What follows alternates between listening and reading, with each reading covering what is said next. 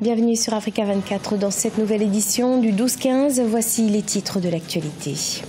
Au Tchad, le rapport sur la gouvernance publique ne fait pas l'unanimité.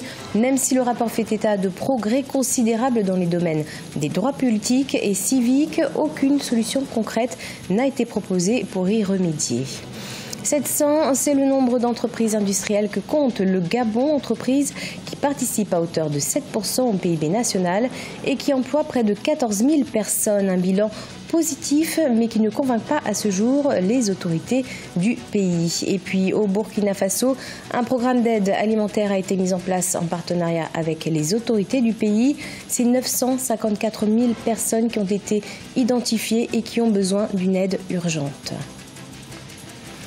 Mais tout d'abord, au Zimbabwe, les élections générales prévues le 30 juillet 2018 auront bel et bien lieu. C'est ce qu'a affirmé Constantino Chiwenga, l'un des deux vice-présidents du pays ce dimanche.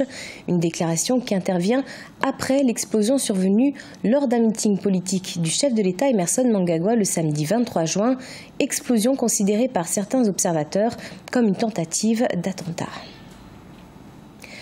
Au Tchad, le rapport sur la gouvernance publique publié par le mécanisme africain d'évaluation continue de susciter des débats. Si certains estiment que le rapport n'a pas examiné en profondeur les maux qui minent les services publics du pays, pour d'autres, ce document est un premier pas qui permettra à l'administration publique de se remettre en cause. Reportage Mahamat Ramadan, notre correspondant au Tchad. Commentaire Nelly Claude Ebessa. Le rapport du mécanisme africain d'évaluation par les pairs, MAEP, sur le Tchad, publié ce 22 juin 2018, suscite des réactions au niveau national. Selon certains acteurs, si le rapport a su relever les problèmes dont souffre le pays dans tous les domaines, il n'a pas proposé des solutions concrètes pour y remédier. Ils estiment que le rapport du MAEP aurait dû mettre chaque acteur du service public devant ses responsabilités. Mettre l'accent sur ce qui ne va pas en proposant des solutions. Et ça vient du chef de l'État. Vous voyez combien il est engagé. Il dit qu'il aurait souhaité que le rapport aille plus loin en disant, par exemple, l'électricité. Vous avez des problèmes d'électricité au Tchad. Qu'est-ce qu'il faut faire? Le rapport aurait pu proposer, par exemple, que bon, le Tchad, c'est un pays ensoleillé, il faut engager le Tchad sur le développement des énergies renouvelables, il faut exploiter le potentiel solaire que vous disposez. Pour certains observateurs, ce rapport publié par le MAEP est un document d'auto-évaluation de la gouvernance au Tchad par les Tchadiens. Toutes les couches socio-professionnelles ont été directement impliquées ou consultées et leurs souhaits ont été formulés en guise de recommandations à l'endroit des autorités. Ces enquêtes sur le terrain ont été précédées par ce qu'on appelle une large campagne d'information et de sensibilisation sur le MAEP, sur toute l'étendue du territoire.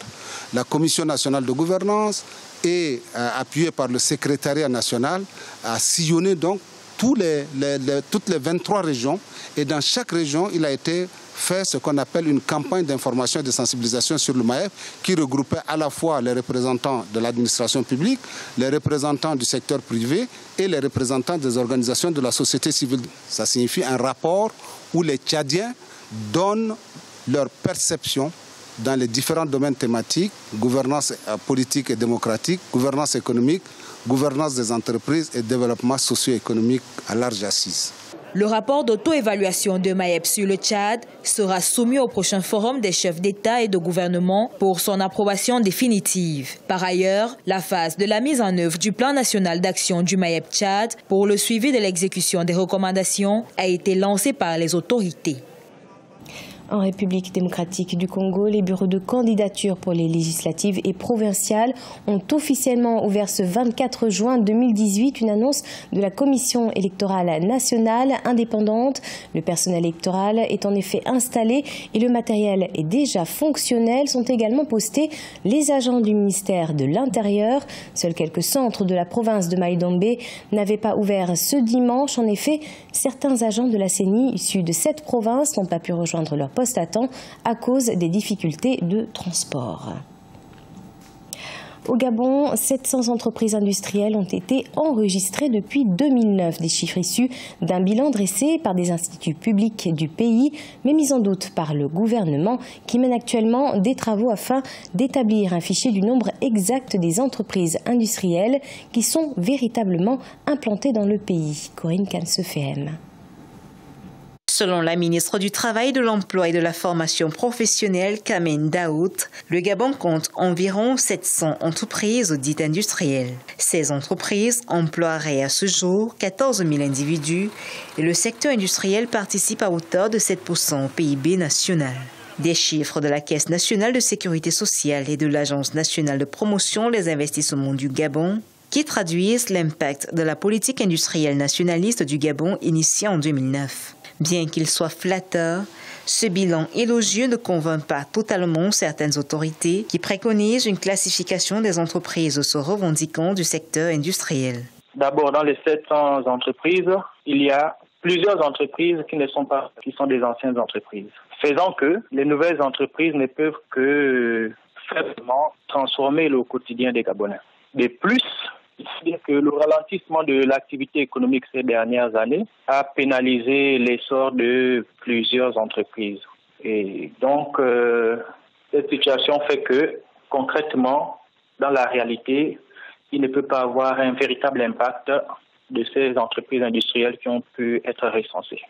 La politique du développement industriel du Gabon, en œuvre depuis une dizaine d'années, encourage le développement industriel local par l'interdiction d'exportation des matières premières non transformées. Elle prévoit la création de 325 000 emplois à l'horizon 2025 et la mise sur pied de 13 000 petites et moyennes entreprises qui pourraient favoriser le développement de l'entrepreneuriat gabonais. Cette politique a commencé à porter ses fruits. Il suffit de se référer ne serait-ce qu'à la filière bois, qui est capable aujourd'hui de transformer près de 2,5 millions de mètres cubes contre 1,2 million en 2010. Désormais, le Gabon transforme son manganèse sur place grâce au complexe métallurgique de Mwanda, faisant passer le chiffre d'affaires du secteur à près de 350 milliards de francs CFA en 2014 contre 178 milliards en 2009.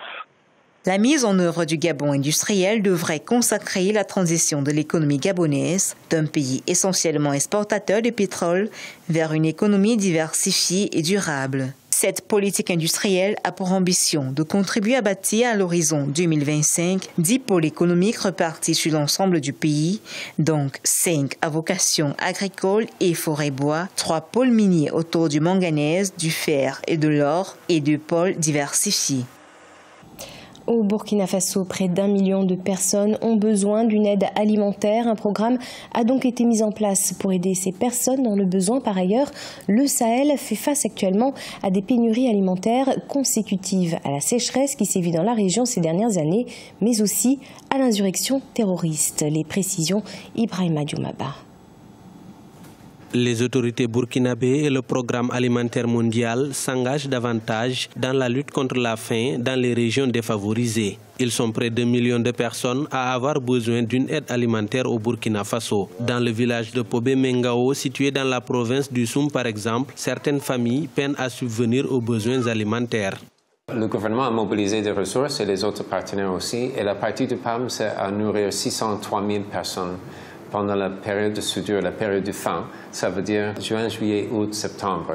Et voilà, on a lancé ce processus de première distribution il y a quelques jours avec le ministre de l'Agriculture dans la zone qui est la zone la plus prioritaire, la zone de Soum, où il y a une grande carence alimentaire, un grand niveau de malnutrition, mais aussi c'est compliqué par l'insécurité. Depuis quelques années, le Sahel ouest africain fait face à une sécheresse accablante accentuée par des variations climatiques cycliques. Cela a engendré la détérioration des cultures, entraînant des pénuries alimentaires, notamment dans les zones périphériques. La saison sèche, qui dure normalement de février à juin, s'étend parfois jusqu'au mois d'août par endroits. En plus de ces facteurs climatiques, l'inflation s'invite dans les marchés à cause des pénuries de céréales.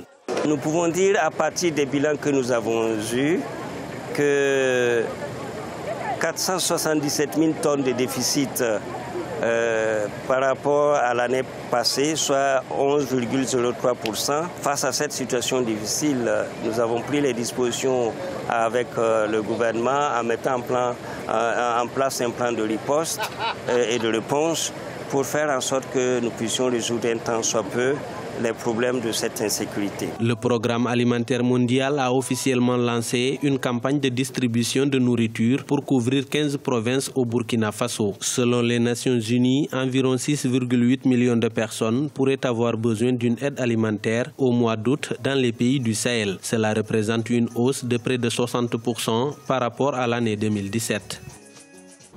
Ce journal a été préparé par l'ensemble de la rédaction. Merci de nous avoir suivis. Dans quelques instants, nouvelle édition de l'actualité sur Africa 24.